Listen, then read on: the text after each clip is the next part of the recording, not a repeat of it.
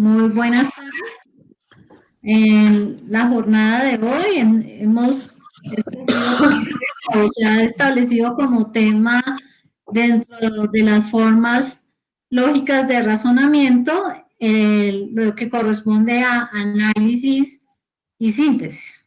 Sobre ese tema, siguiendo el documento que nos planteó Luis sobre formas lógicas de razonamiento en investigación educativa, hay unos elementos centrales sobre los cuales pues podemos ir también desarrollando argumentos, como también podemos partir de otros documentos que hayamos leído. Y en ese caso, pues, algunos aspectos a destacar en el texto que nos plantea Luis Francisco es que el análisis es un procedimiento consistente en la descomposición cognitiva de un objeto en sus partes, componentes, meterlas a un estudio individual. Y pues ahí más adelante va una serie de argumentos y de sustentos, tanto de tipo teórico como rasgos del carácter histórico de esta forma de interpretación o de formas de razonar. Por otra parte, vamos también a abordar la síntesis, el cual corresponde a un proceso complementario al del análisis, y su función corresponde a organizar en un todo cognitivo las características más sobresalientes de cada una de las partes de una realidad que previamente han sido descompuestos mediante el estudio analítico. En ese caso, pues como para una introducción, pues siempre trato de tomar el texto que nos han dado o que hemos establecido para lectura. Pero pues igual cada uno en la medida de lo que va viendo puede participar con documentos externos. Entonces, pues quiero darles la palabra para quien quiera comenzar. Bueno, pues Armando. entonces para ampliar el planteamiento que está haciendo Astrid y digamos el interesante documento que nos entregó Luis Francisco, pues el tema del análisis y el tema de la síntesis, pues análisis es finalmente, es definitivamente como desarmar, desatar, como la palabra griega análisis, desatar, que es la descomposición de un objeto o de un fenómeno en sus elementos integrantes simples. Y la síntesis, del griego síntesis o composición, es la reunión de las partes integrantes de un objeto o de un fenómeno en un todo. Es el examen de un objeto como su unidad. Ahí hay dos características, digamos, históricas, en el sentido de que la primera etapa de este tema del análisis es que la metafísica opone el análisis y la síntesis como dos principios que se excluyen mutuamente. Y ya en el tiempo, con el desarrollo y con la era de la dialéctica materialista, se señala que son una unidad.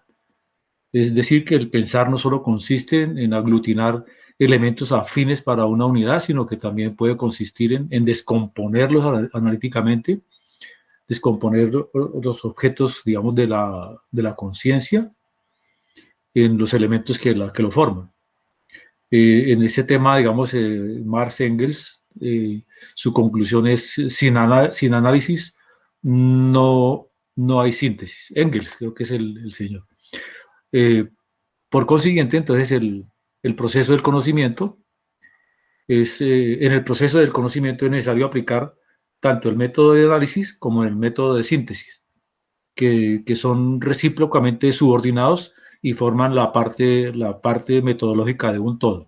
Esto es digamos, de la dialéctica materialista. Se trata pues de ir en el análisis, desintegrar un objeto o un fenómeno en sus partes más simples, y en la síntesis sería ir de lo simple, o sea, de las partes que se ha descompuesto ese fenómeno, ese objeto, ir de lo simple a lo complejo. Entonces, digamos que el pensamiento consiste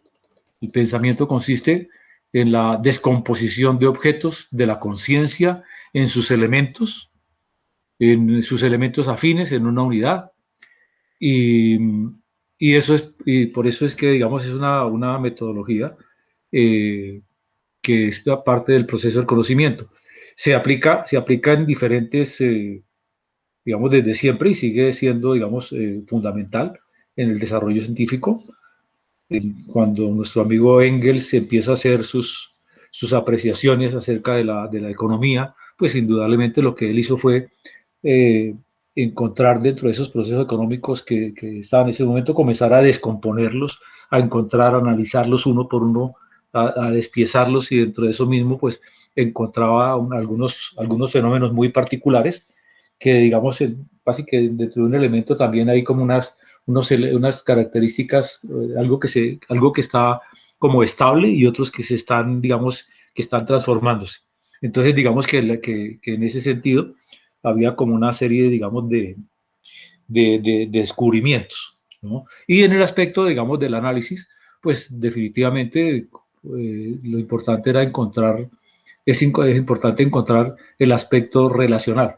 En eso, por ejemplo, hay como una idea, digamos, en cuanto a la medicina, en cuanto a la observación del cuerpo humano, es decir, vamos a descomponerlo en sus partes, pero al descomponerlo en sus partes, pues definitivamente hay características que se están quedando, digamos, por fuera del conocimiento, y esa característica que queda por fuera del conocimiento, pues son la forma en que éstas interactúan, en que están relacionadas y funcionan para apoyarse unas con otras. Entonces, digamos que ahí en este análisis digamos, del cuerpo humano, o como también de una economía, ¿no? O, por ejemplo, dentro de los mismos procesos de pensar, ¿no? Que tiene que ver también con la cognición, ¿no? Este análisis y esta síntesis, pues nos están dando la posibilidad de conocer aspectos, digamos, irreconocibles en un momento, digamos, en que no se esté practicando, en que no se esté llevando a cabo este tipo de metodología. Por ejemplo, se llega a concluir que los hemisferios cerebrales, en cuanto a los hemisferios cerebrales, el proceso de pensar, el proceso de la cognición, el quehacer práctico, en fin, las operaciones mentales, la forma de, de transformar, digamos, conceptos abstractos en realidades, el aspecto, digamos, tan, digamos que lo recuerdo ahorita, viendo el de la reunión pasada, en cuanto a la mente humana, con esa tendencia a la generalización, a generalizar siempre, digamos, derivado de su propio conocimiento, de su propia experiencia. eh, pues con esta metodología comienzan a surgir formas, digamos, más cercanas para, para aprender y para procesos del desarrollo del conocimiento científico. Eh, Esta primera etapa, digamos, es René Descartes el que empieza con esto. Estamos hablando de 1600, 1650, 1640, por ahí. En fin. Entonces, bueno, en definitiva, el asunto del análisis y de la síntesis finalmente es la descomposición mental de objetos de investigación, de conocimiento multilateral de los objetos, la desmembración mental del objeto como fenómenos o como complejos, en fin, y digamos en etapas distintas de análisis, de interpretación. Es más o menos lo que puedo decir por ahora.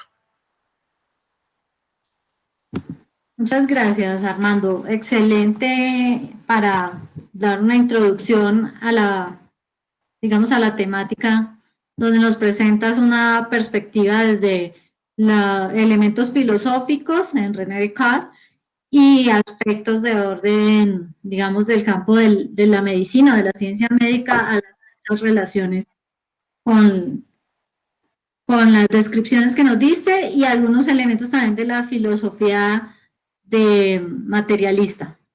¿Alguien quiere hacer su intervención en este momento? Bienvenido, Roberto.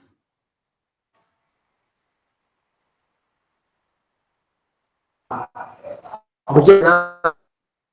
Saludo a todos los compañeros y compañeras que están. Gracias.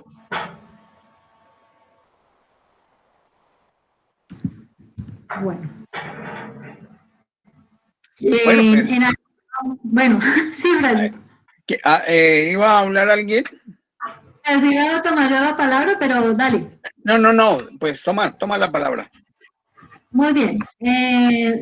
Digamos, para seguir en la línea que nos presentó Armando, esta cuestión del análisis y de la síntesis, que él nos lo muestra pues a partir de René Descartes, presenta que por lo menos hay unos preceptos en la ciencia moderna en la visión ortodoxa, que nos pueden también ver la aplicación del método analítico o de la perspectiva analítica de la ciencia, que tiene una, digamos, como emerge o tiene un sentido de aplicación a partir de la experiencia que se da en el laboratorio. El laboratorio como el sitio donde se pone a prueba estos métodos de análisis y síntesis, y en ese caso entonces el análisis entendido como el ejercicio de dividir un fenómeno, proceso o objeto de estudio en sus partes y elementos constitutivos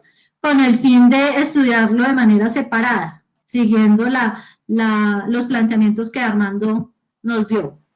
Este método tiene como supuesto que el todo es la suma de las partes.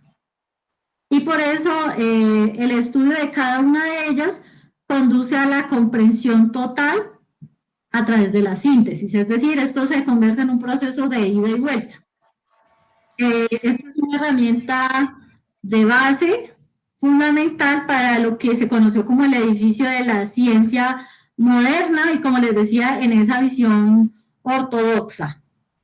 Y con ello se da el enfoque o sugiere un enfoque de descripción desde de lo cotidiano en la vida científica o como actividad científica, que frecuentemente recurre a ella en forma sustantiva o verbal o en la forma de cómo se hacen las exposiciones de los argumentos sobre esos objetos bajo observación. Y precisamente porque es en el laboratorio y a partir del experimento, pues el experimento se vuelve como el eje o el centro de este ejercicio de análisis y síntesis.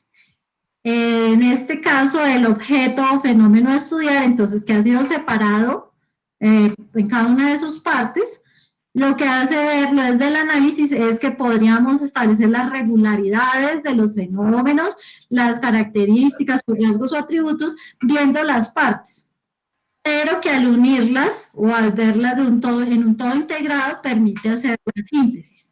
Y esto se lleva mediante el diseño pues, de dispositivos, equipos que se tienen en el laboratorio y que en ese entorno lo que permiten es hacer ejercicios controlados y que impiden con ello que digamos que se caigan ¿cómo se dice? Como en ciertos errores que diría esta visión heterodoxa de la ciencia, dado que podría repetirse el experimento o la prueba cuantas veces fuera necesario para corroborar con ello que el comportamiento de ese fenómeno se da tal como lo va describiendo poco a poco el método científico, en ese momento llamado el método, todavía no como los métodos. En esa perspectiva ortodoxa se piensa que existe el método científico. Y en ese caso el ejemplo clásico que se va a dar para aquella época de la historia de las ideas de la ciencia está basada en los gases, en la ley, perdón, de la ley de Boyle sobre los gases, que es lo que pues, nos ha permitido hoy conocer la forma clásica o las leyes clásicas sobre análisis y síntesis. Y pues voy a dejar hasta ahí para más adelante en otro momento, en otro argumento. Karen levantó la mano. Entonces Karen y yo creería que después Francisco. Sí, porque lo mío es solo una preguntita después de tu intervención, muy completa con la de Armando. Eh, pues mi pregunta tiene que ver con la relación que puede haber entre análisis y deducción, porque cuando uno lee la definición del análisis, ¿no? Que es ir de lo general a lo específico o ir del todo a las partes para mirar de qué se compone cada parte, ¿no es cierto? Eso me recuerda precisamente a lo que vimos en deducción, ¿no? Que se va de lo general a las partes. Entonces, mi pregunta es, ¿qué diferencias? Yo estaba pensando que el análisis era más de tipo metodológico, pero pues Francisco, ahí se la grifo a Francisco, por eso decía que primero yo, porque me suenan muy parecidos. De pronto históricamente no lo sean, pero en su definición me parecen muy como similares. Bien, la pregunta es muy atinada porque creo que con esto tú le estás abriendo la puerta a que las distintas formas de razonamiento no operan en forma pura, sino que tienen un sistema de relaciones que son dinámicas. Y por supuesto que el ejercicio del análisis, que ya lo decía Armando, es una descomposición de un todo en partes, implica que de ese todo implícitamente se va dando una derivación de lo general hacia lo específico, entendiendo la relación entre lo específico y lo general, que modernamente es contemplado como la relación entre el todo y las partes, en una disciplina que se llama la mereología. Mereología, que es la relación entre el todo y las partes.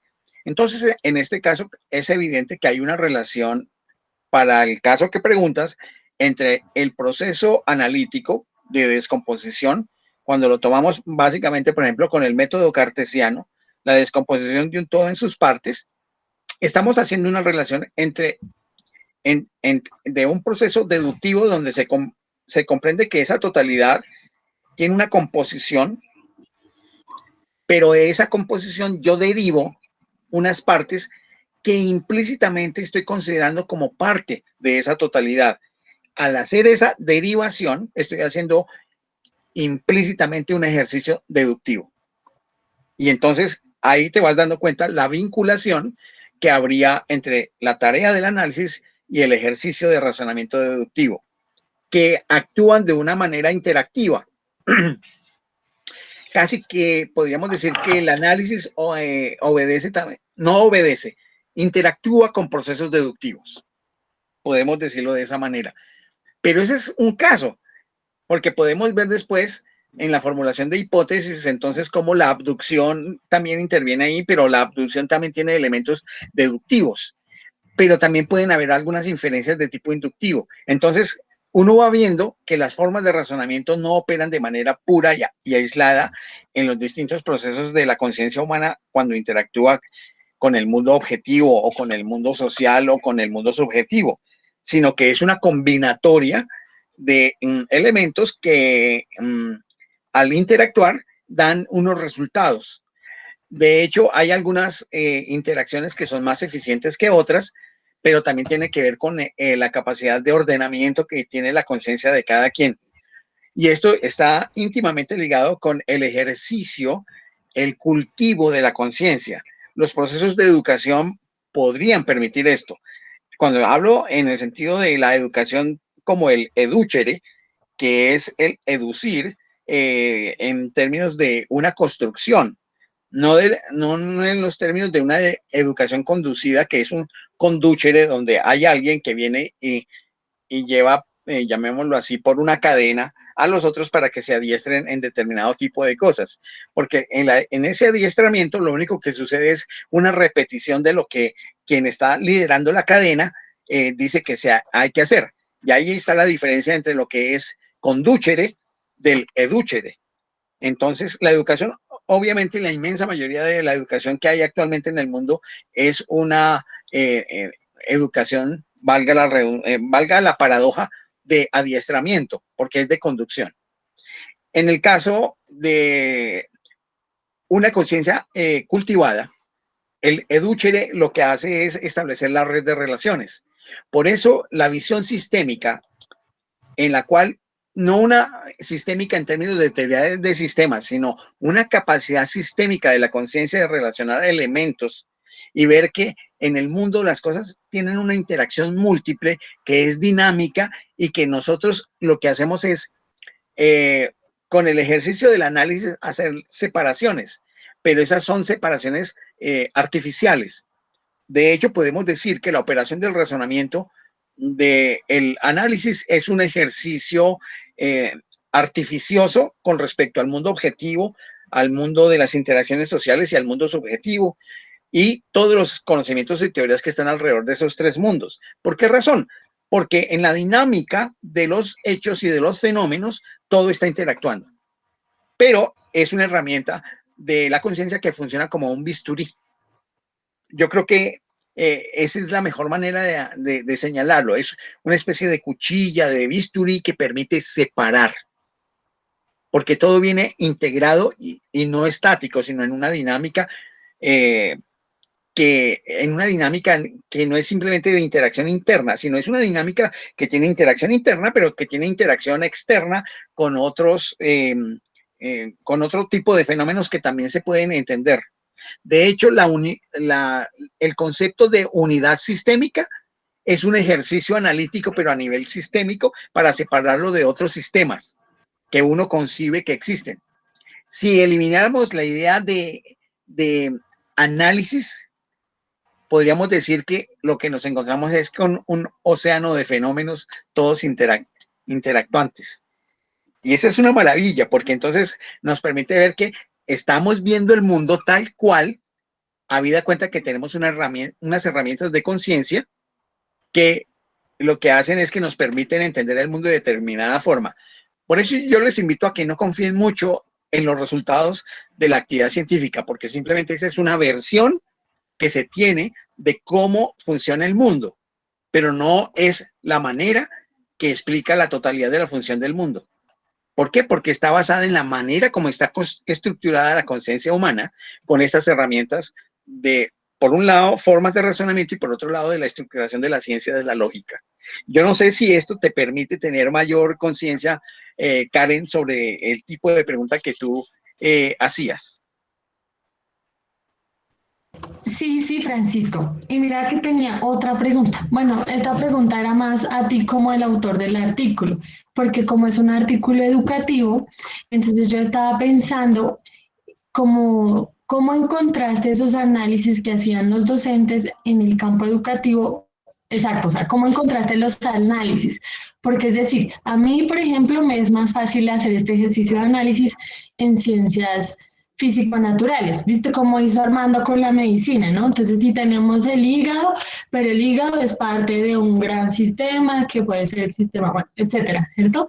Pero en el campo educativo, aparte de lo textual, es decir, yo puedo analizar un texto, quiero decir más en la parte aplicativa, ¿viste? ¿Cómo Excelente. el análisis? Tu pregunta es pertinente, porque es que tú tienes la doble investidura de ser estudiosa de los fenómenos de las ciencias físico-naturales, específicamente, sobre todo en el campo de las ciencias de la vida. Pero por otro lado también tienes el hábito de ser educadora, de ser docente. Y claro, me parece pertinente, parece pertinente tu pregunta. Yo diría lo siguiente: así como en las ciencias de la vida, por ejemplo, se definen de cierta manera en muchos casos por la forma como interactuamos con los fenómenos de manera arbitraria, definimos unidades de análisis. Por ejemplo, definimos el cuerpo humano como una unidad de análisis, pero podríamos haber escogido no el cuerpo humano, sino la dinámica de cuerpos humanos en términos de grupos humanos que viven en ciertas zonas. ¿Sí me entiendes? Sí, vemos, porque la unidad de la vida no sería el cuerpo humano, sino el grupo o el clan que vive en ciertas zonas y que perviven y que interactúan entre ellos. Pero escogimos esa unidad de análisis. De la misma forma, haz la metáfora, haz la analogía para los fenómenos educativos. Podemos tomar como unidad de análisis, por ejemplo, sistema educativo colombiano, con todos sus niveles, ramas y posibilidades. Entonces, ya imaginamos que es un sistema que es mega complejo.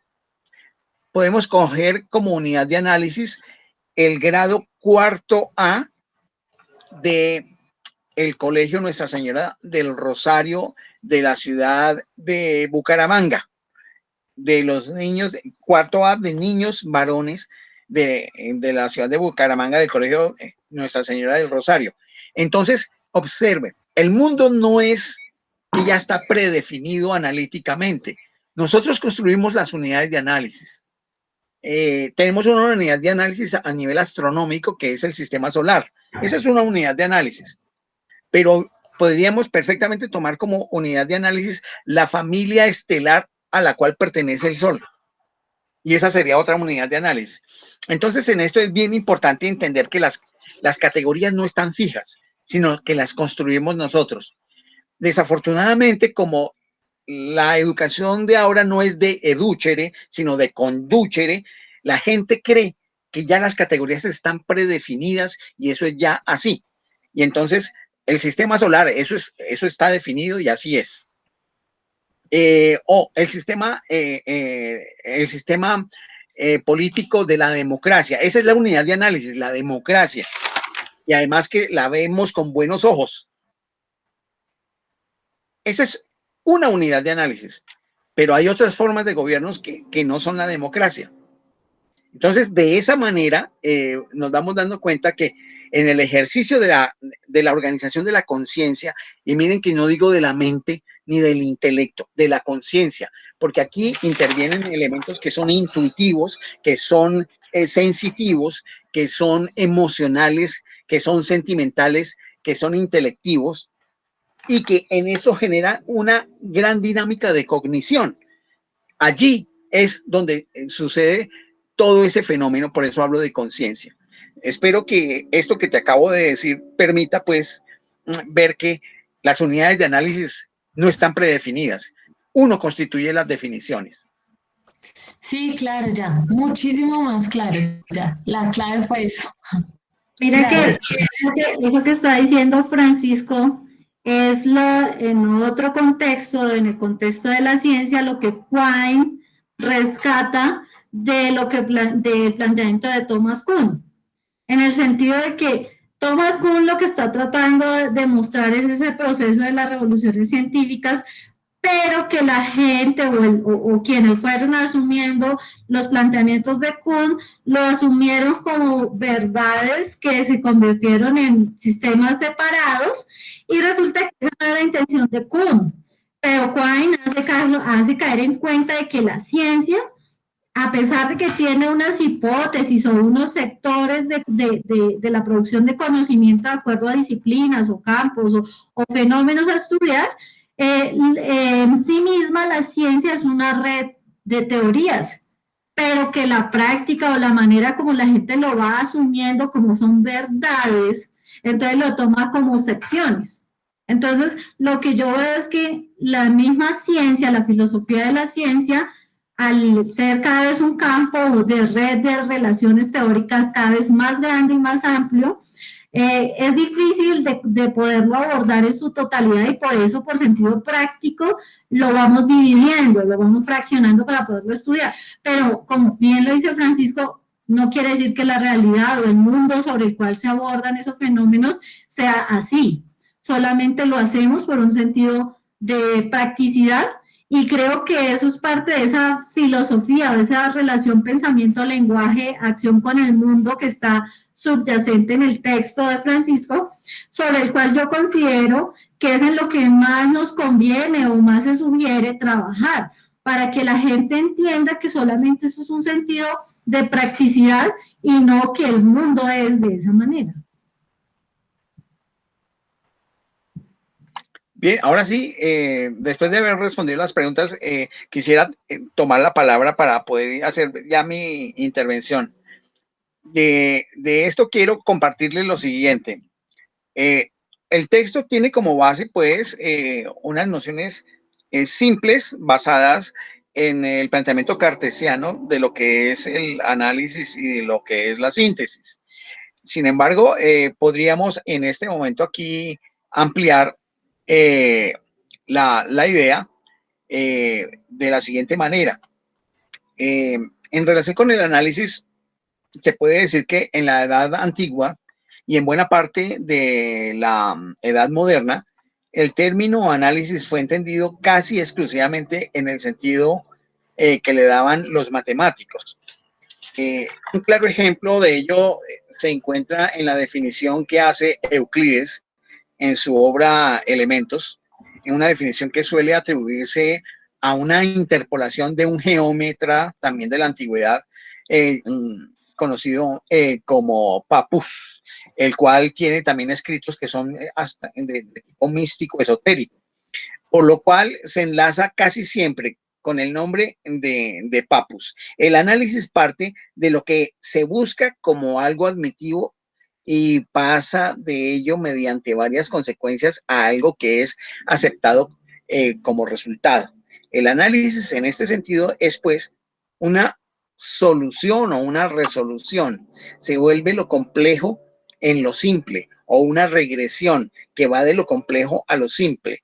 Y aquí entonces veo cómo se vincula con la intuición muy lúcida que tuvo hace un rato Karen en relación a que esa resolución es una especie de derivación que indudablemente es deductiva.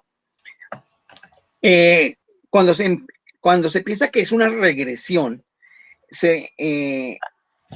que resuelve también lo complejo en lo simple, se regresa mediante una secuencia lógica de proposiciones a una proposición que se declara evidente partiendo de otra que en un momento determinado se pretende demostrar y que se admite como verdadera. Y aquí vemos en este caso perfectamente que la intuición que tuvo Karen es correcta, porque ese es un ejercicio deductivo.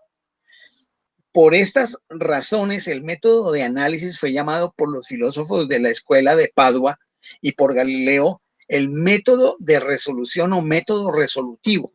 Es bien interesante ver esto, que el análisis fue conocido también en esta época de el inicio de la modernidad como método de resolución o método resolutivo. Y este método fue desarrollado por varios matemáticos y filósofos. Tenemos ahí, como ya lo mencioné, a Galileo, a Descartes, a Thomas Hobbes, a Viet, entre otros filósofos. En el caso de Descartes o Descartes, que fue el que más, pues yo estudié en el momento de escribir el texto, los procedimientos establecidos por Papus, cuya definición conocía a través de la versión de Comandino, que es otro clásico, y a través de los tratados geométricos del padre Clavius, observen que tiene todo una base de origen matemático y básicamente geométrica. Esto lo hizo, hizo pensar a Descartes que era necesario plantearlo ya en unos términos más filosóficos y no tanto matemáticos. Y por este motivo es frecuente ver el término análisis usado en Descartes como un método destinado a solucionar un problema mediante ecuaciones, aquí siguiendo la línea matemática, tal como ocurre en la geometría analítica. Pero también posteriormente estos aportes de Descartes fueron utilizados para verlos como formas de operación de la conciencia en la forma de abordar los hechos del mundo. Y hago énfasis en este caso del mundo objetivo, de las cosas materiales, en el mundo subjetivo de las cosas al interior de la conciencia, a la cual cada uno de nosotros tiene un acceso privilegiado, y en el mundo de las interacciones sociales.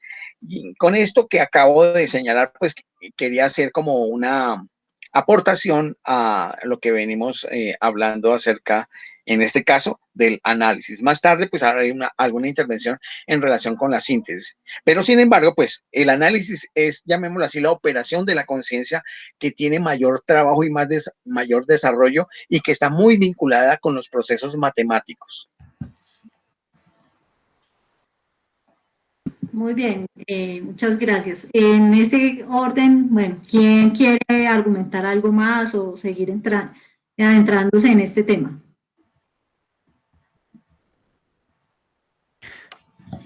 Bien, yo, José. José Elías Vargas, desde la ciudad de Bogotá.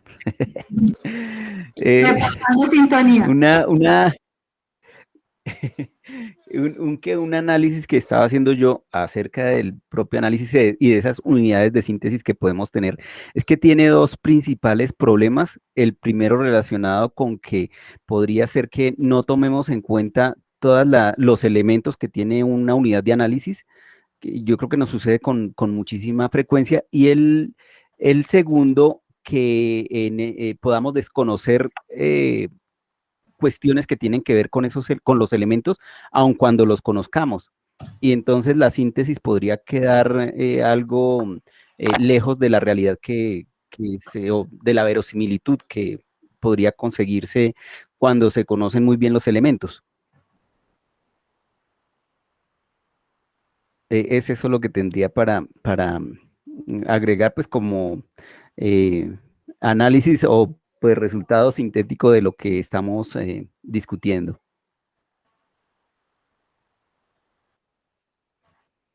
A mí me da la impresión de que también hay como fases, digamos, históricas, ¿no? Momentos en los cuales estamos comprendiendo de una manera o de otra, ¿no?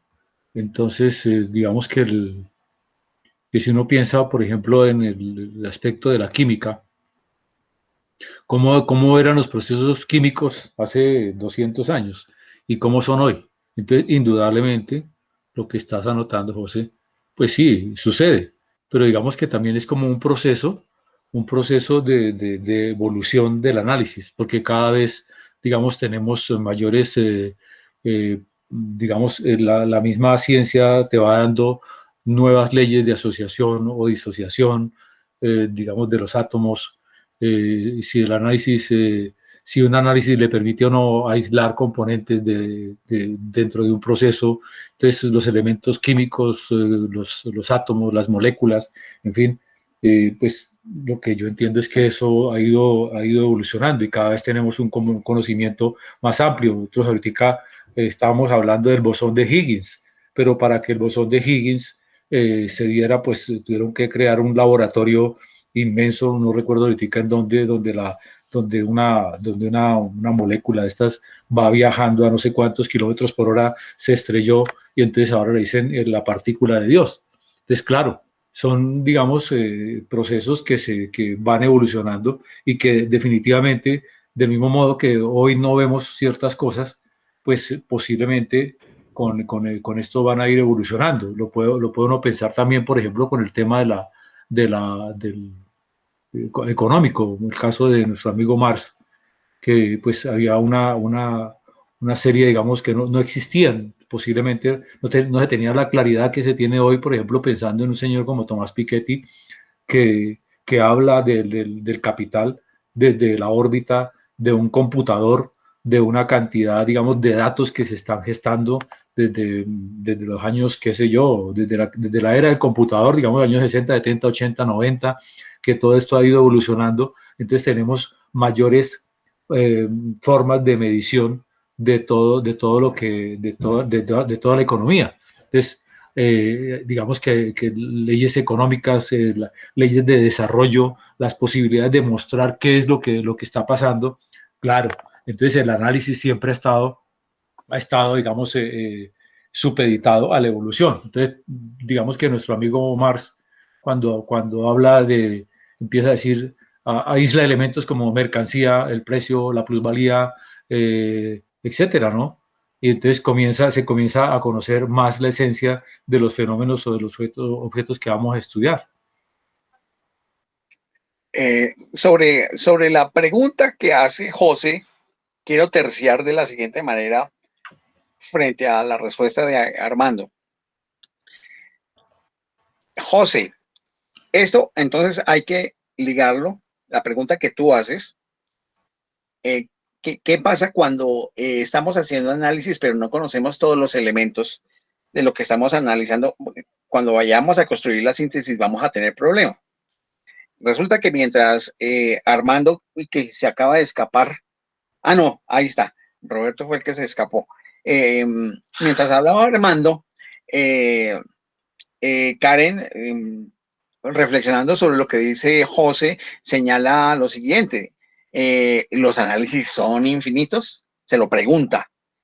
Y ahí es donde está el quid de tu cuestionamiento, José, porque, hermano, indudablemente cuando tenemos conjuntos finitos que hemos obtenido por inducción necesariamente primero, y hecha la inducción, podemos construir después deducciones, conjuntos finitos, donde un conjunto de finito se define tal como aquel conjunto en el que sus componentes siempre tienen un último término, es decir, que son cuantificables.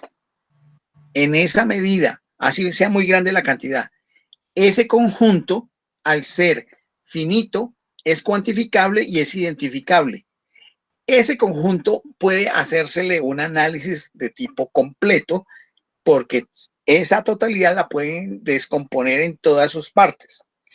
En el ejercicio de composición, entiéndase síntesis, entonces se hace una reconstrucción del estudio analítico para entender nuevamente la totalidad, pero ya no como estaba antes, porque como dice Roberto Cañete permanentemente, el todo es más que la suma de las partes, y sobre todo cuando ese todo ha sido trabajado inicialmente de manera analítica. Y esta es parte no tanto de un atributo de los fenómenos que son estudiados, sino es un atributo de la conciencia que estudia esos fenómenos la que le da el mayor valor a la sumatoria de las partes en la síntesis. Entonces, en esa medida, para todo conjunto finito de elementos, por supuesto que no va a haber problema como el que tú estás planteando. El problema va a aparecer donde está el problema de la inducción. ¿En la inducción cuál? La inducción incompleta. ¿Por qué? Porque constituyen los fenómenos que no tienen término último, sino que es un abierto número de posibilidades que se ubica en términos de infinito.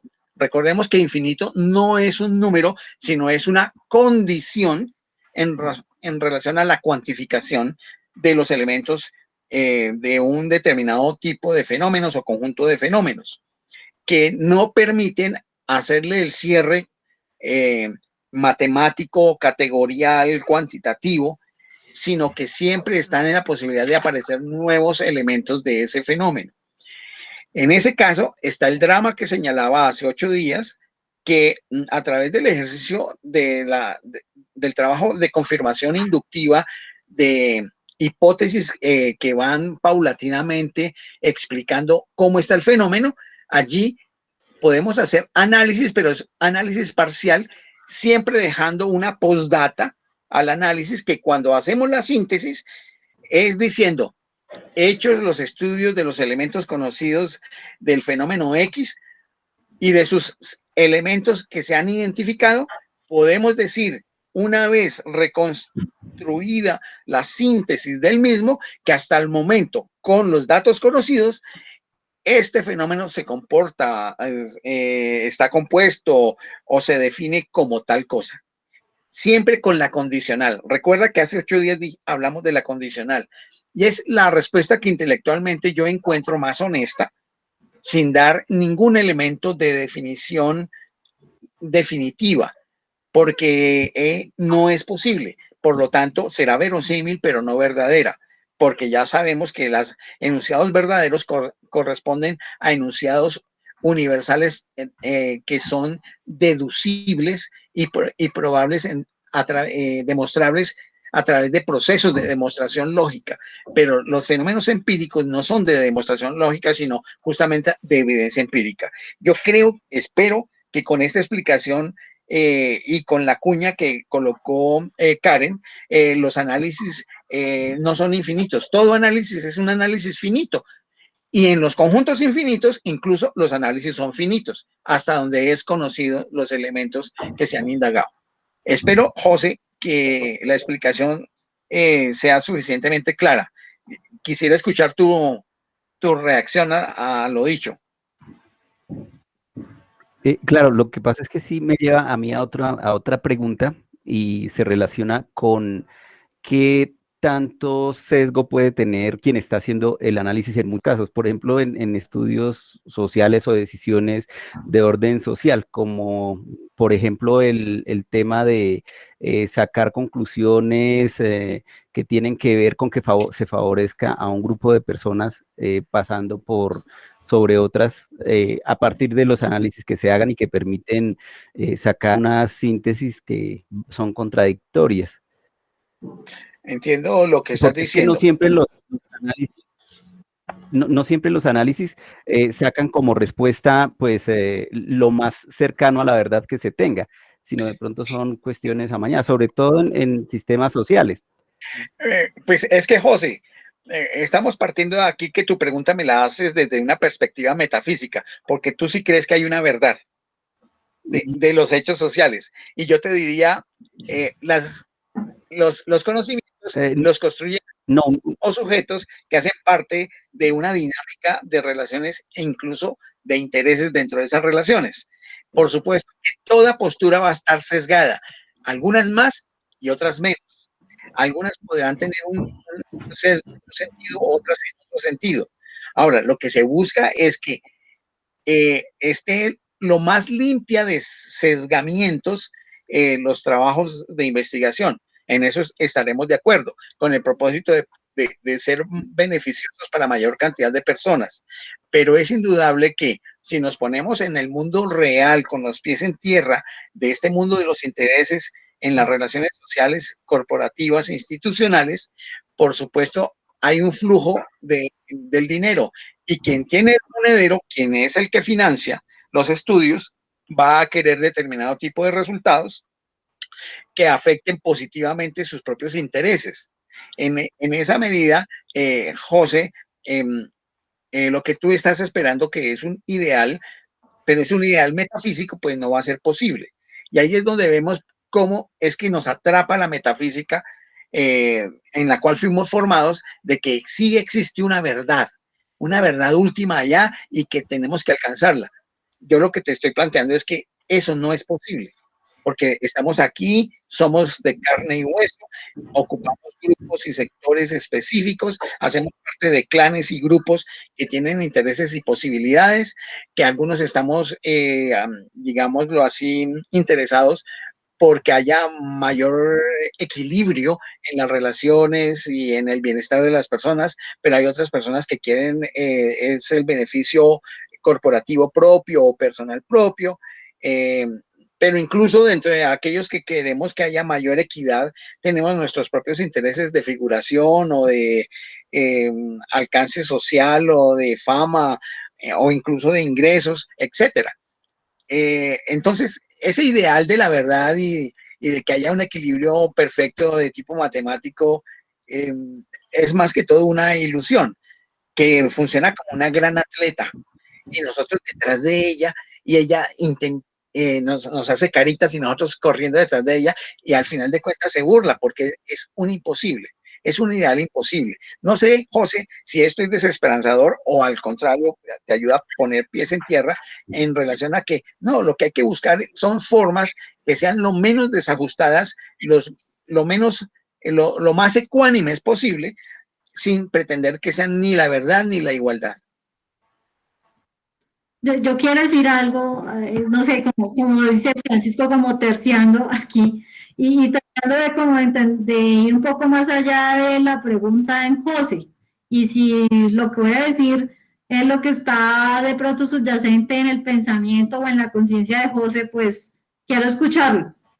Y es lo siguiente, y es que cuando es un ejercicio de análisis, que es tomando una sección o un fragmento sobre esa realidad que observamos a través de un fenómeno, es unos supuestos o se construye a partir de esa observación o de ese análisis unas hipótesis.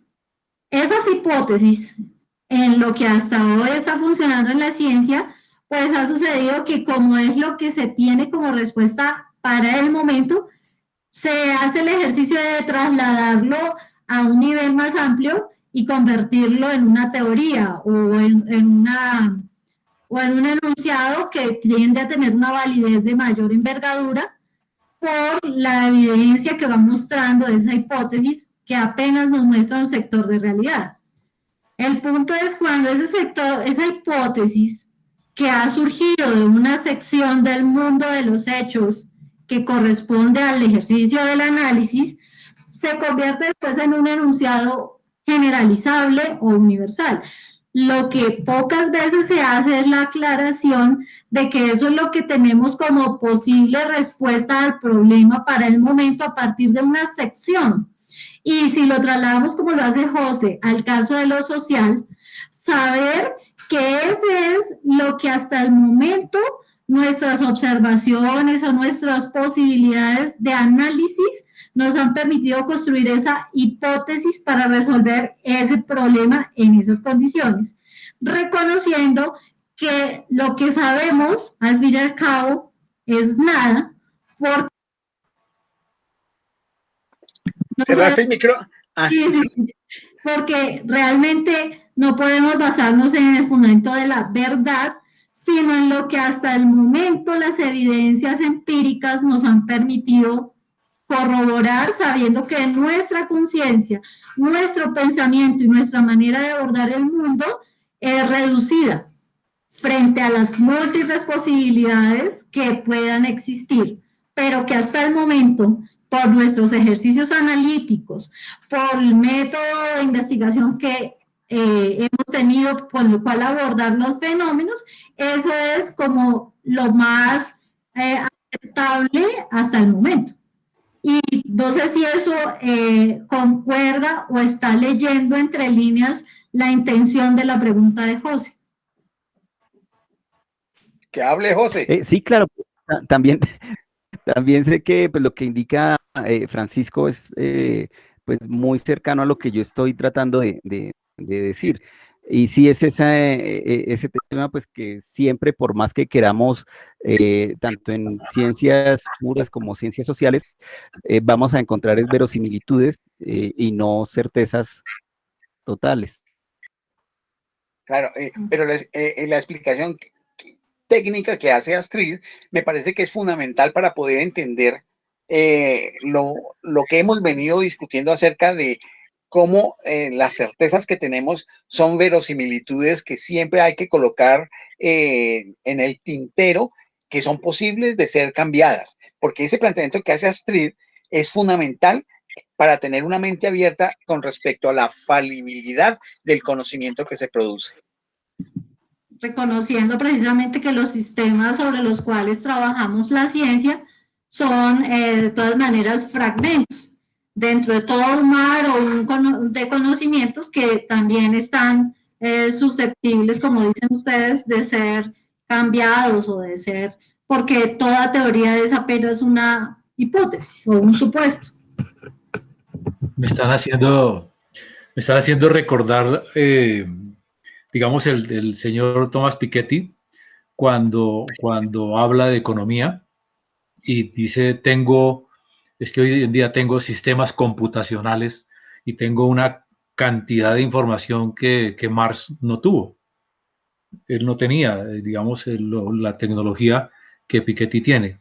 Del mismo modo, estoy recordando a Marie Curie, cuando conoció a Pierre Curie, que la señora andaba buscando un sitio donde hacer sus pruebas, sus experimentos, y pues los sabios que estaban por ahí rondando no le facilitaron ese lugar, hasta que llegó Pierre Curie y le dijo, pues yo tengo un sitio, yo quiero que usted lo conozca, y le presentó una casa que él tenía, donde él tenía también su laboratorio, y le dijo, pues yo le cedo a usted esta mesa.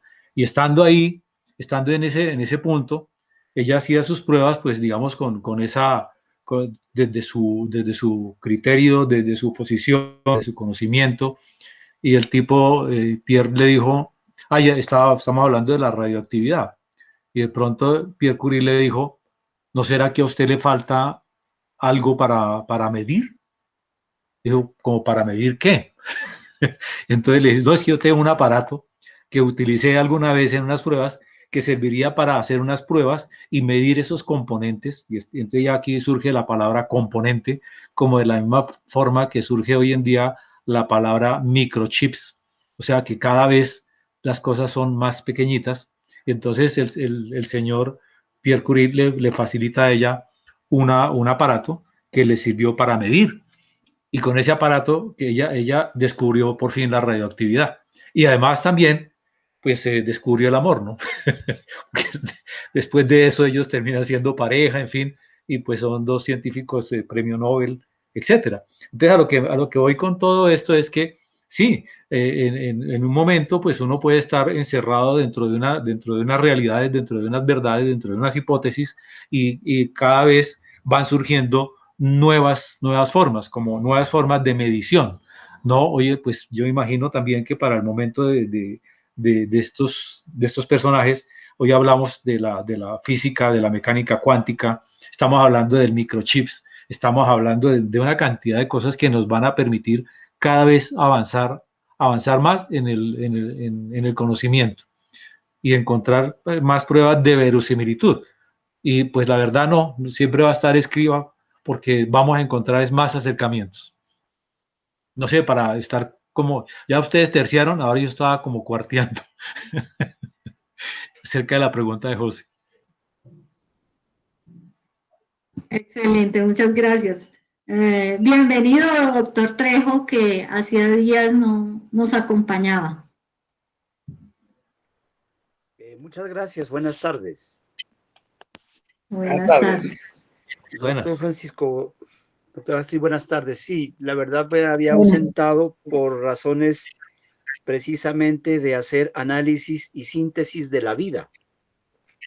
Como dice Morín, la vida de la vida. Porque en este mundo, pues lo que buscamos es acercarnos a nosotros mismos como una síntesis del todo, ¿no? Y yo creo que eso es importante. Entonces me había retirado por allá a algunas montañas del Amazonas, de la Amazonía colombiana, que me parecieron muy lindas, y también dejé estos aparatos para poder sentir más de cerca la relación familiar, que es importantísima.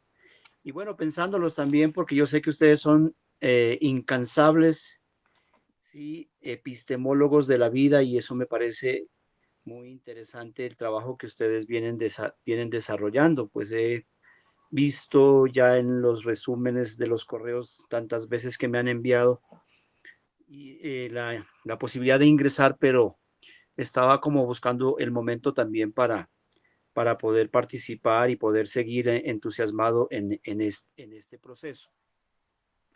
Y bueno, los he escuchado y cuando uno entra en este plano del análisis y de la síntesis, empieza a ver que nosotros más le jalamos al todo que al análisis y a la síntesis, ¿no?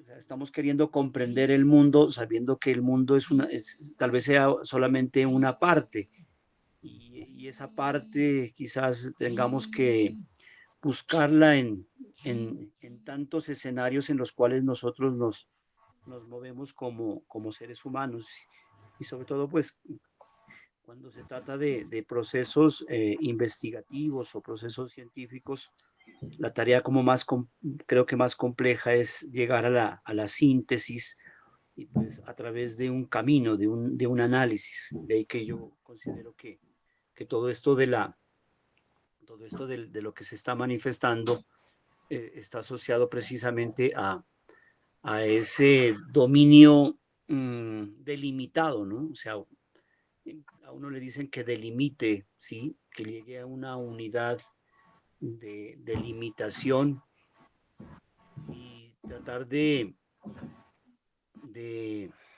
buscar las pequeñas partes que le van a permitir más adelante, en lo posible, comprender la totalidad, ¿sí? Y distinguirla, no sé, de las otras unidades de análisis para poder inferir, que es otra de las cosas también importantes. Dentro de un proceso, yo digo, de análisis y de síntesis, está lo que hoy en día dicen los lingüistas, la inferencia, ¿no? Y al inferir uno es capaz de hacer ciertas conjeturas o planteamientos que dan razones de lo que estamos, en este caso, buscando. Cuando hablamos de la unidad de análisis, yo diría que es porque suponemos que la unidad definida es posible conocerse, ¿no? Siguiendo algún tipo de procedimiento o de indagación. De ahí que nos piden que para ese proceso de análisis hayamos entendido un proceso metodológico, un camino, ¿sí? En el cual vamos a hacer algunas deducciones. Quizá también en ese proceso de unidad de análisis existe la suposición de algo que puede ser tangible o intangible, o para llegar a conocer algo debemos aplicar determinados procedimientos, y tienen que ser esos procedimientos empíricamente demostrables o al menos cuantificables para que al menos podamos tener pues una unidad, ¿no? Y esa unidad nos dé la satisfacción. Creo que el profesor Maldonado dice que cuando uno encuentra esa unidad de análisis, pues se debe sentir lo más de satisfecho, ¿no? Lo más de agradecido y lo más de alegre y feliz, porque no es fácil encontrar esa pequeña unidad en la totalidad de las cosas. Entonces, pues yo veo que es interesante la reflexión, y bueno, también creo que pues nos permite reconocer que estamos dentro estamos nosotros como seres humanos en una unidad de análisis de este género humano que cada día se busca a sí mismo. Gracias por la oportunidad pues de estar aquí. Gracias, doctor, por su intervención. Bueno, entonces, para ir uniendo todo lo que cada uno está aportando, es ir, por un lado, viendo esa perspectiva que nos muestra Francisco de cómo esta forma de razonamiento tiene todo un antecedente histórico y toda una serie de argumentos y de construcciones. Por el otro lado, los planteamientos y preguntas que va haciendo Karen con relación a cómo ir conectando esas formas de razonamiento para no verlas de manera separada, ¿no? Cómo podemos conectar la visión del análisis con la deducción, y eso nos permite también ver una red de relaciones.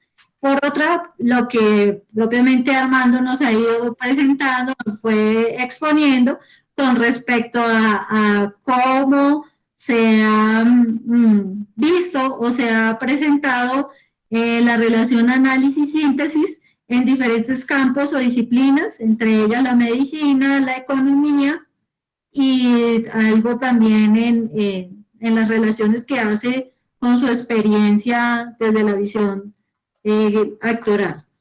Y está las preguntas que José nos va poco a poco planteando, que nos permiten hacer parte de la discusión o el comentario. En ese orden de ideas, no sé si Diana quiere participar y luego Estela, como para que todos podamos tener un momento de intervención.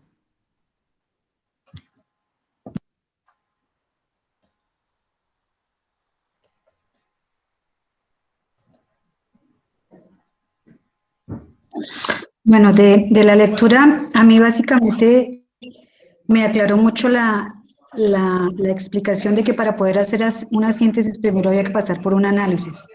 O sea, yo a veces sentía que uno tenía el todo y le iba sacando como las partes, ¿no? Pero no, primero hay que descomponer para después mirar qué es lo importante y ahí sí hacer la parte del análisis. Y igual para la síntesis, para volver para poder componer, primero se tiene que tener como cuando uno está jugando con los Legos, que tiene que tener todas las cositas ahí y ya un planito. Y esa parte yo jamás la había tenido presente de esa manera. Y pues a mí esa parte de la lectura me sirvió mucho. Aquí en el chat les puse una parte de etimología, porque esta página que se llama Etimologías de Chile me gusta mucho.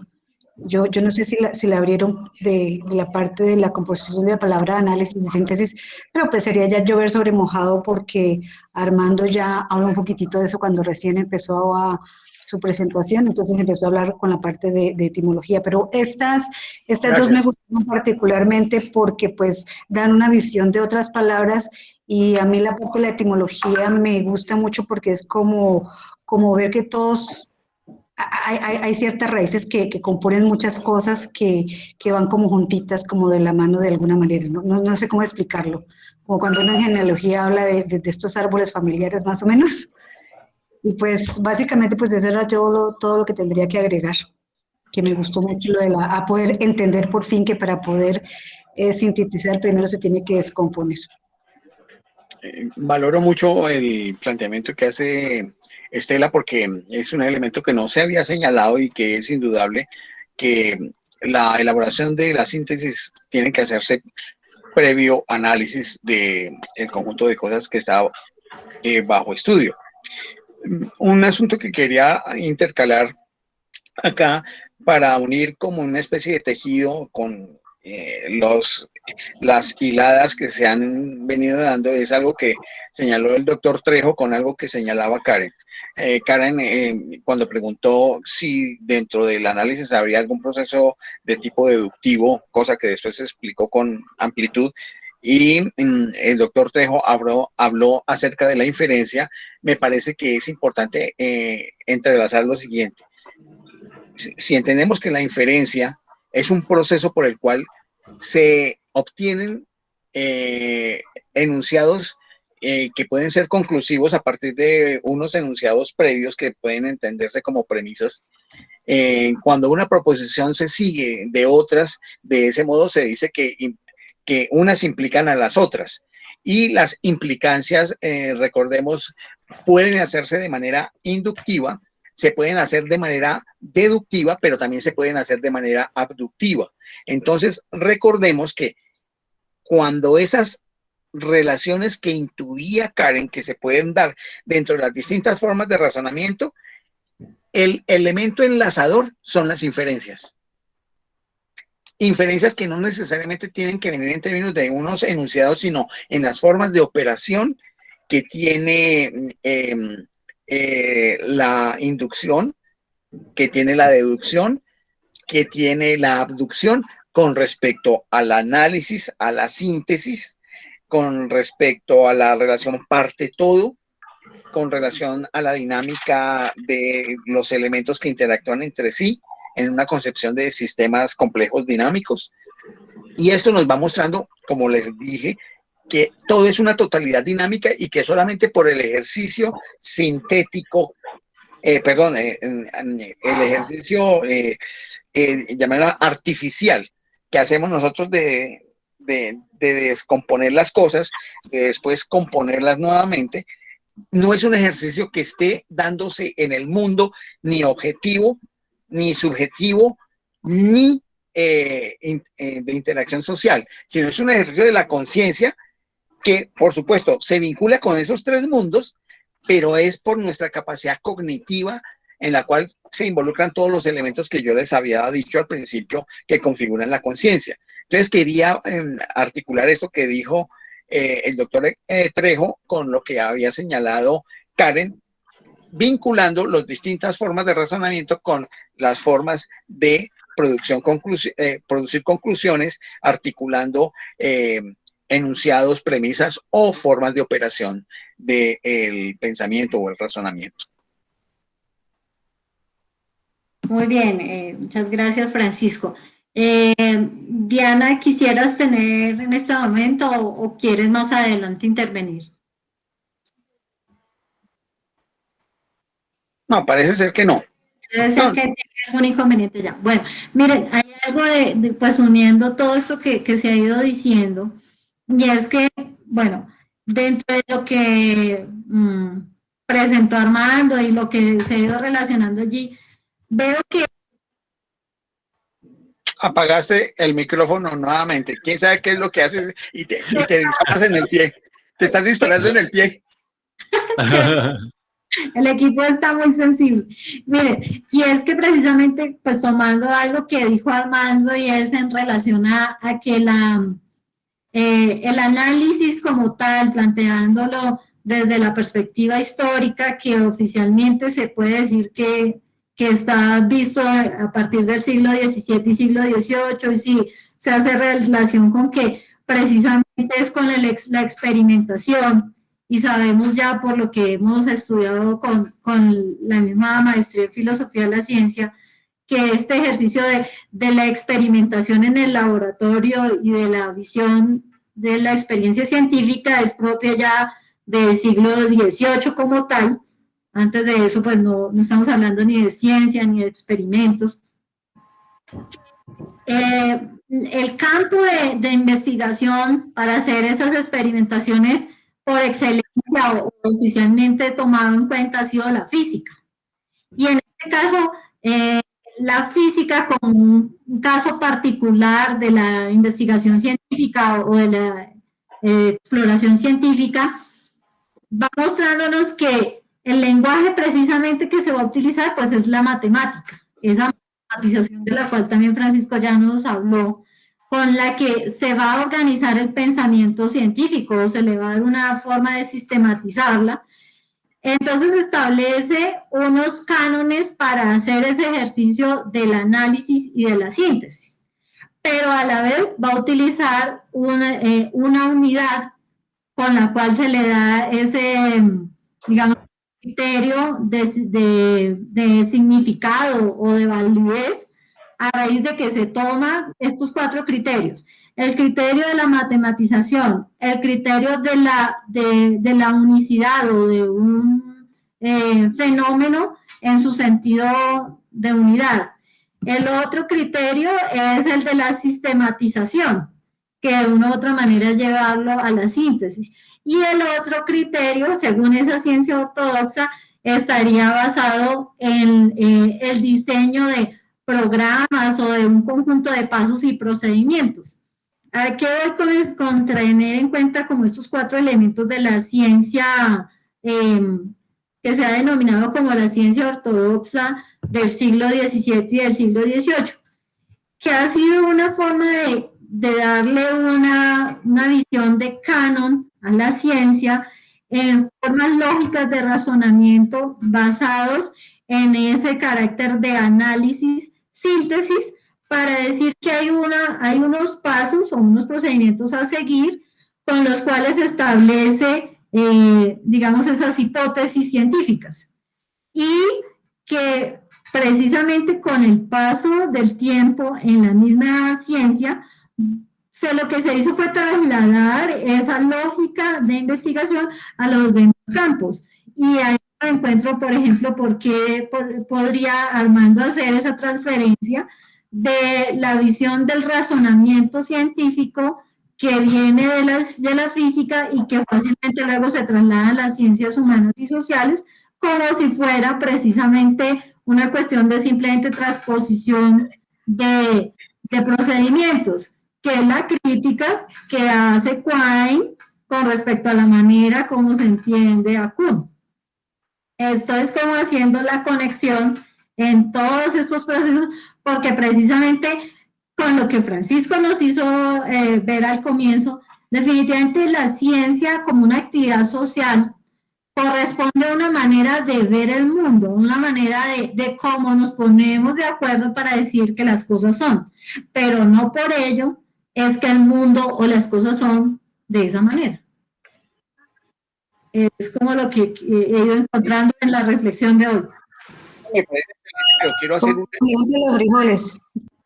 quiero hacer como una aclaración de pie de página para que no se me vaya a catalogar como un constructivista social o algo por el estilo. Porque es que las teorías científicas, el cúmulo de explicaciones acerca de los fenómenos del mundo trabajados en las ciencias, no son simplemente un metalenguaje o una narrativa, como dicen los construccionistas sociales, aquellos que hacen énfasis en el carácter performativo del lenguaje. No, yo estoy lejos de eso y combato eso. No, creo que sí hay unas perspectivas que no pueden negarse de los intereses sociales, políticos, económicos, financieros en la producción de conocimientos científicos de última generación. Pero de hecho, desde los principios, porque había gente que financiaba hacer los estudios. Eso es una cosa. Lo otro es que hay unos caracteres un carácter empírico que puede decidir los resultados de los conocimientos. No todas las veces ha funcionado porque han habido trampas. Eso es también indudable en la historia de las ciencias. Pero, indudablemente, el carácter de la prueba empírica como juez sigue siendo un elemento válido dentro de la construcción científica. Y por supuesto, esta está entramada en una red de relaciones. Eso quería, digamos, como aclarar, ¿no?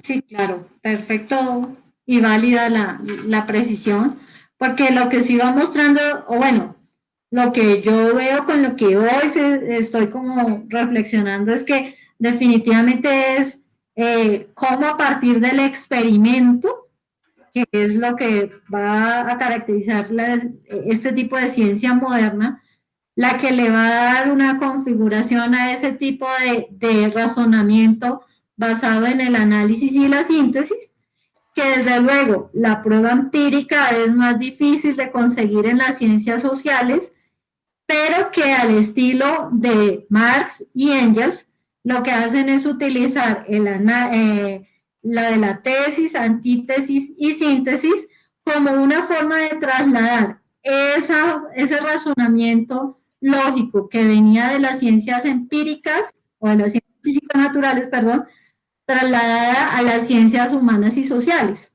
Es lo que va dándose en razón a tratar de buscar en las ciencias sociales una forma de hacer la construcción al estilo análogo que hizo las ciencias sociales, pasar de las ciencias empíricas o físico-naturales a las ciencias humanas y sociales, que es el aporte que harían Marx y Engels con el ejercicio de tesis, antítesis y síntesis. Y esto para explicar lo de que Armando quiso decir con el caso del capitalismo, cuando toma como ejemplo, como caso de estudio, para poder mostrar esa síntesis a la cual llevan los procesos de la historia, según la visión dialéctica marxista.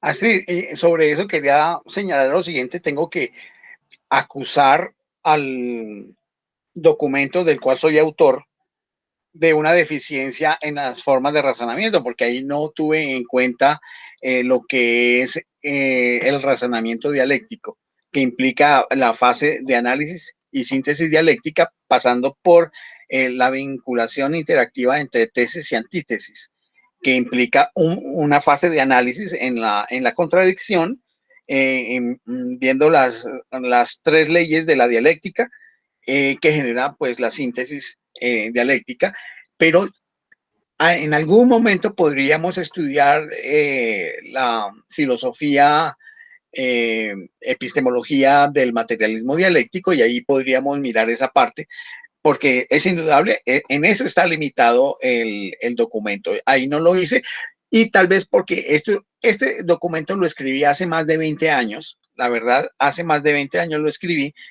y no tenía la suficiente formación para poder haber vinculado en este tipo de exposición algo que ya de por sí debería haber aparecido y más bien lo dejé, fue en la exposición del materialismo dialéctico. Pero creo que lo que tú señalas es supremamente sustantivo, Astrid, porque el análisis y síntesis dialéctica, aplicándolo, las leyes de la dialéctica es una forma de razonamiento que no hemos contemplado acá y que estaría muy vinculada con la dinámica de sistemas también.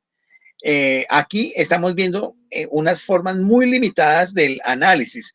Todavía no hemos abordado hoy la síntesis, ya tenemos las 4:35. Creo que la síntesis la tendremos que trabajar en 8 días. Y estoy observando que de verdad estas formas de razonamiento sí nos están tomando más tiempo y me parece que es muy útil porque es que esto nos ayuda a ordenar el pensamiento. Entonces, eso era lo que quería indicar como una falla o digamos como una limitación, mejor, una limitación del O más texto. bien como un aporte que te hace hoy la tertulia. Por supuesto, estoy de acuerdo, sino que el documento que fue escrito en el año 98, 99, tiene esa limitación y por supuesto hoy con muchos más elementos, la tertulia plantea un espectro más amplio.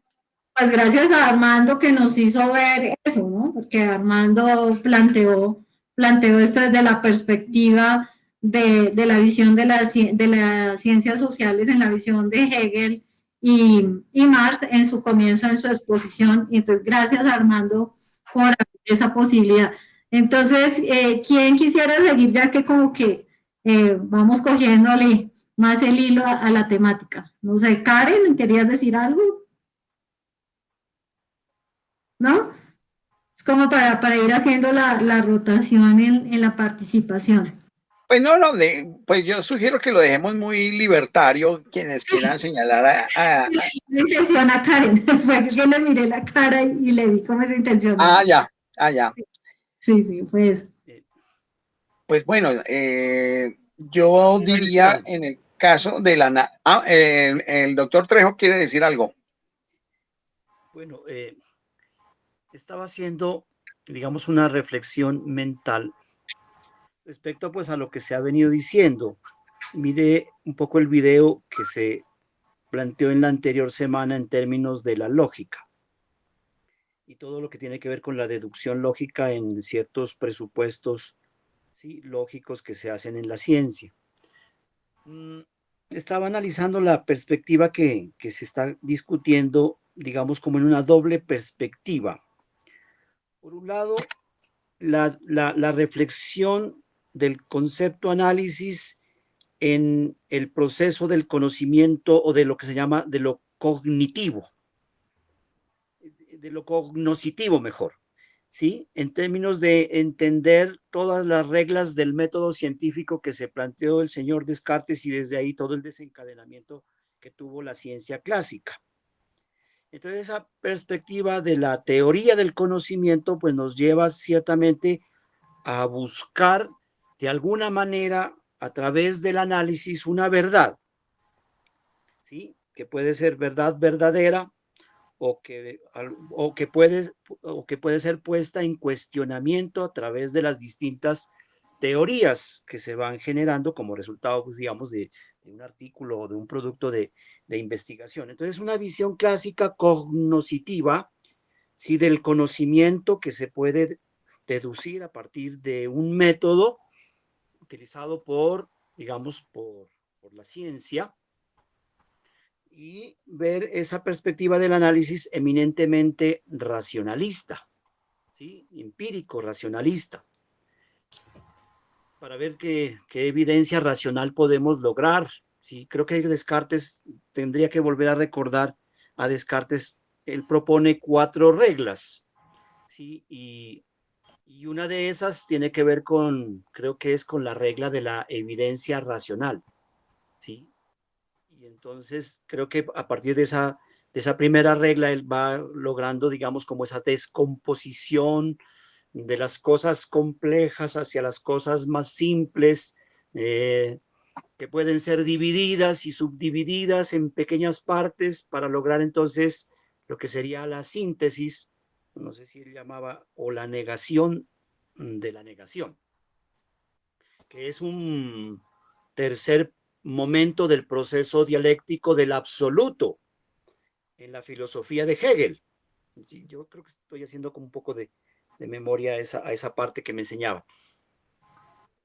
Entonces, en ese proceso pues entran como los conceptos de tesis o afirmación y antítesis de negación, y pues se puede llegar a una deducción lógico hipotético deductiva. Y ahí hay una teoría del conocimiento pues que ha sido interesante. Para no alargarme más, que yo sé que de pronto estoy tratando de atar cabos, la otra es la visión de análisis cognitivo, ¿sí? Que ya lo plantean estos estudiosos del cerebro y ya no está asociado a la parte racionalista como se trabajó durante mucho tiempo, analítica, sí, verificable, comprobable, sino a esa capacidad que el ser humano tiene, precisamente decía, para deducir, ¿sí? Para inferir, para crear, porque a fin de cuentas, pues no sé si me adelante, yo diría que la síntesis no es otra cosa que la creación de un nuevo contenido, ¿no? Creación. Crear, sintetizar es crear y analizar es descomponer, reducir, examinar, ¿sí? Ideas y conceptos generales en fragmentos pequeños, fragmentar la información hasta sus últimas causas, no para llegar a presupuestos hipotéticos, sino a través de la visión cognitiva a crear nuevos contenidos, ¿sí? A volver el conocimiento más irradiante, como lo plantean algunos, pues en la parte pedagógica, ¿sí? De considerar el análisis y la síntesis como una herramienta, ¿sí? Para hacer esquemas, resúmenes, mapas mentales, cuadros, ¿sí? Sacar ideas, comparar, relacionar, señalar y obviamente volver a crear nuevos problemas y no quedarnos con una verdad, una certeza, sino más bien ir creando nuevas posibilidades de conocimiento, porque el ser humano de todas formas, a través del análisis y la síntesis, lo que busca es desarrollar sus habilidades, ¿sí? Percibir, entender y comprender lo que está pasando en el mundo. Entonces yo tenía como, a través de la discusión que se ha hecho, esas dos perspectivas de hacer reflexiones desde lo cognoscitivo y desde lo cognitivo para entender que hoy en día las cosas, digamos, están en otra perspectiva de la ciencia, es una ciencia más, más en la parte de la inferencia y en la creación del conocimiento para generar nuevo conocimiento. Gracias.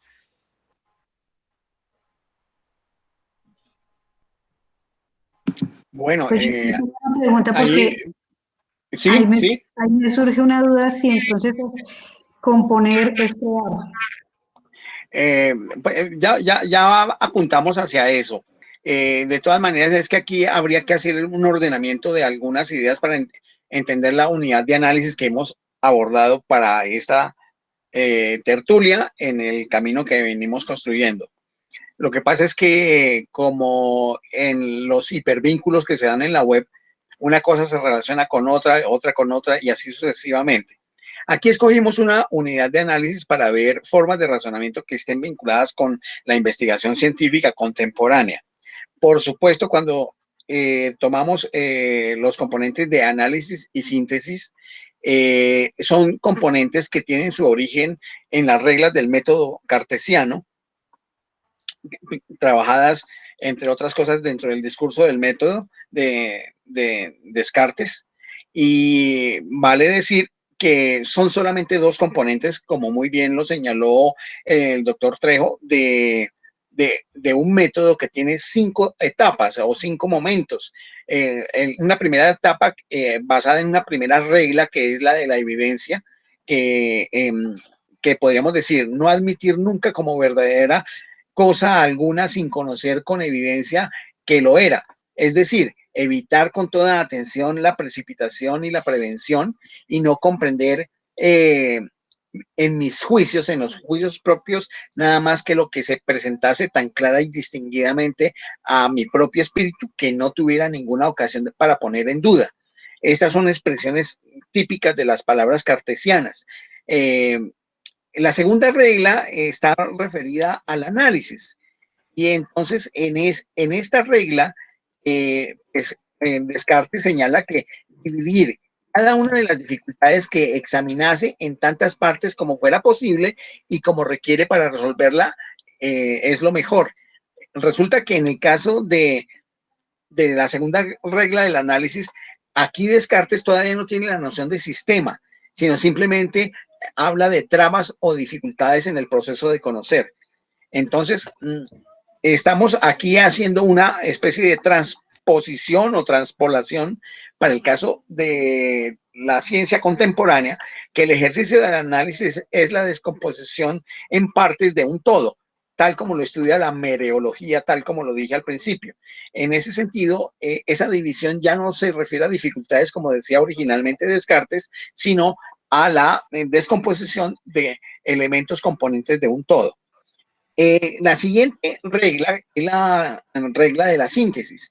Y se señala que el tercer precepto, que es la síntesis, se trata de conducir por orden los pensamientos, comenzando por los objetos más simples y más fáciles de conocer para ascender poco a poco, como por grados, hasta el conocimiento de los más compuestos, suponiendo incluso un orden entre los que preceden naturalmente unos a otros en una secuencia de jerarquía.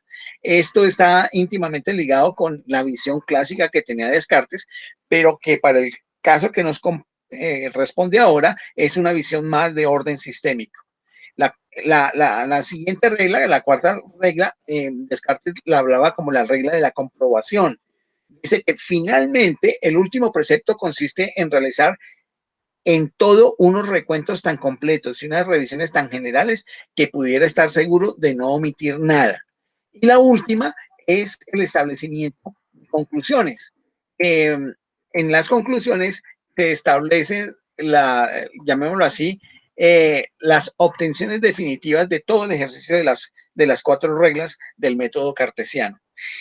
Esto dentro de lo clásico del método cartesiano, pero para los efectos de la unidad de estudio que estábamos haciendo acá, solamente habíamos tomado dos elementos que trabajaba Descartes en cierto sentido en su época, pero que en nuestra época para la investigación científica actual, solamente tomamos el elemento de análisis y síntesis, más que todo en unas visiones sistémicas. Quería hacer esas precisiones para poder tener una conducción lo más clara posible de todo lo que venimos tratando, pero indudablemente agradecemos el aporte del doctor Trejo, que nos muestra un raigambre dentro del pensamiento cartesiano de estas fuentes en relación con análisis y síntesis. Lo otro es que, claro, los aportes en relación con el conocimiento, la parte cognoscitiva y cognitiva, que hacen parte ya sea de la psicología cognitiva o de las ciencias cognitivas e incluso de las neurociencias, son puntos que entran en contacto con la filosofía de la ciencia, aunque no lo integran, sino que tienen unos puntos de contacto por los resultados que puedan haber en estas ciencias, que puedan darle elementos a la filosofía de la ciencia para poder explicar la construcción de conocimiento científico en términos de teorías o en términos de modelos. Quería señalar eso, Astrid.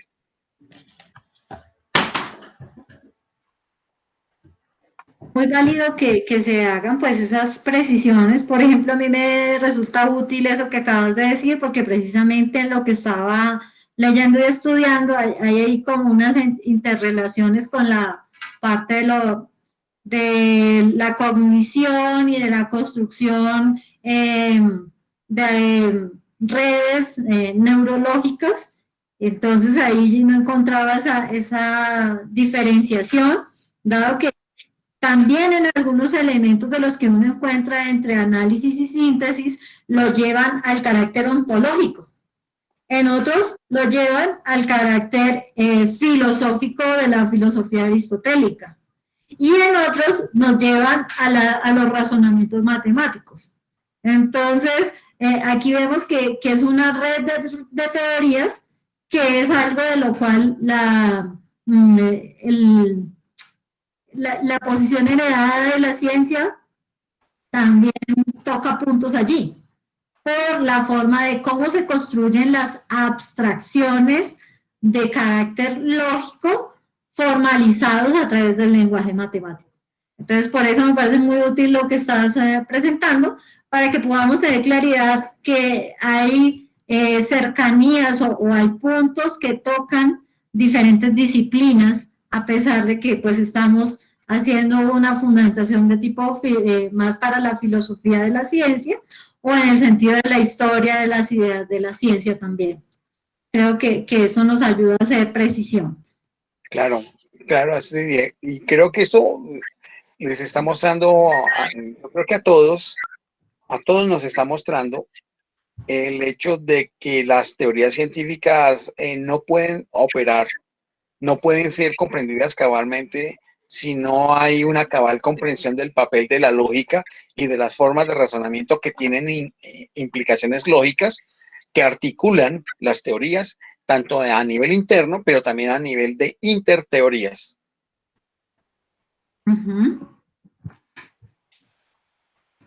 La parte que me preocupa es que yo veo que eso está muy ligado con el proceso de lectoescritura. Y si no hay unos buenos fundamentos en la parte cognitiva de comprensión lectora, pues sí, lectora, pues difícilmente se puede llegar a llevar a cabo exitosamente todos estos procesos. Y yo pienso que esa es una de las falencias que tenemos en la mayoría de los países latinoamericanos en cuanto a que no están completos los procesos y por lo tanto no puede haber investigación, etcétera, etcétera. Bien, me parece bien eso que está señalando Estela, y eso me permite reiterar algo que le había señalado a Karen con respecto a lo que es el educere de la educación y el conducere dentro de los procesos de entrenamiento o alistamiento o formación de competencias en las personas. Porque el uno es un proceso que implica interacciones múltiples comprensivas, además de las acciones propias de las personas que están aprendiendo individual y colectivamente. Pero en el otro es simplemente la secuencia de guías y manuales donde se les dice cómo están ya las recetas formadas. El hecho de poder hacer ese tipo de interacciones es lo que permite que la capacidad de lectura crítica y escritura crítica y pensamiento crítico, cuando digo crítico no es que vaya en contra del sistema o cosas por el estilo, sino que tenga la capacidad de relacionar unos elementos con otros en forma no solamente de causalidad lineal, sino de intercausalidad sistémica, interactiva, y que le permita a las personas tener una comprensión cabal de lo que está sucediendo y que como un elemento que sucede en un extremo afecta a otro elemento que está en otro extremo, como el efecto mariposa que se habla en la física cuántica. Y que se habla también, por ejemplo, en la climatología. Porque todos los componentes están interrelacionados, o por lo menos no desde el punto de vista objetivo necesariamente, sino que lo podemos entender en nuestra conciencia de que todos los elementos los podemos relacionar. Y en esa medida, cuando hacemos eso, podemos generar mayor capacidad descriptiva, mayor capacidad explicativa, mayor capacidad comprensiva y explicativa de lo comprensivo, y por supuesto de capacidad para tomar decisiones en la acción. Si te das cuenta, es eso que tú estás señalando, Estela, está muy vinculado con ese ejercicio del razonamiento y que solamente se puede trabajar a través de resolución de problemas. Las pedagogías basadas en la resolución de problemas son fundamentales para ello. Yo veo tu preocupación pedagógica, que también es de Diana, que también es de Karen, incluso de Roberto y de doctor Trejos, que pues, es su oficio, su negocio, estar en ello. Y de hecho José también, porque está como docente universitario, incluso con gente de posgrado, que necesariamente tiene que desarrollar eso. Nada menos ni nada más. Hay que desarrollar eso. Y por supuesto, pues hay gentes que son más dúctiles que otras, y con unas se podrá más, con otras menos. Pero creo que el aprendizaje basado en problemas, en la capacidad de generar problemas para ser resueltos, con operaciones de libro abierto, con ejercicios donde se puede obtener fácilmente la información, porque no es nada de memoria, sino de poder recurrir con lo existente para poder darle solución a un problema, creo que es de la mejor manera que permite hacer una mejor lectura, comprensión, explicación y acción sobre los hechos. Y también apuntando a eso que estás diciendo, Francisco, es en ese sentido, cómo también trasladarlo a la experiencia de los ejercicios de investigación, sobre la metodología de la investigación, en cuanto, pues, es como el espíritu inicial del documento, en el que entonces permite para lo de identificar o aclarar principios, principios en cuanto a los objetos de investigación que se están estudiando o fenómenos, en cuanto a la construcción de teorías, en cuanto a la fundamentación de hipótesis y en cuanto al desarrollo de marcos teóricos y diseños metodológicos en el trabajo investigativo. Muy bien, sí, gracias, y gracias. Es que Estela me sacó del ring. Pero es ver cómo todas estas formas de razonamiento tienen toda esta aplicación que tú estás haciendo ver, que empezó en las ideas de Estela, que es con respecto a la parte cognitiva, con respecto a la parte educativa y ahora con la parte de las metodologías de la investigación científica, que pues todos de alguna manera estamos vinculados, ¿no? Del doctor Trejo, el mismo Roberto, que se retiró por alguna razón, Karen, todos por la actividad profesional que estamos realizando, tenemos algo que ver con estas formas de razonamiento.